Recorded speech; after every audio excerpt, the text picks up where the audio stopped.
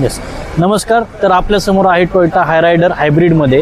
आपल्या समोर जी गाडी आहे ती व्ही मॉडेलमध्ये आहे. त्याच्यामध्ये तुम्ही पाहिलं समोर तर तुम्हाला वाईल्ड ॲकॉस्टिक विंडशिल्ड येते, त्याच्यामुळं आपला NVH कमी होतो.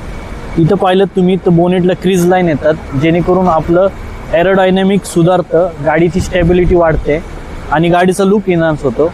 इथं पाहिलं तुम्हाला तर DRLs येतात, डे रनिंग लॅम्प येतात याच्यामध्ये.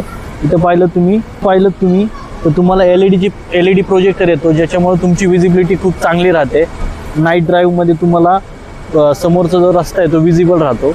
खाली पाहिलं तुम्हाला ट्रेपोझायडल ग्रिल येते आणि क्रोम शेपमध्ये, जेणेकरून तुमच्या इथं पाहिलं तर तुम्हाला व्हेंटिलेशन मिळतं. इंजिनच्या व्हेंटिलेशनसाठी तिथं काही तुम्हाला हे दिलेलं आहेत, एअर सप्लाय होण्यासाठी.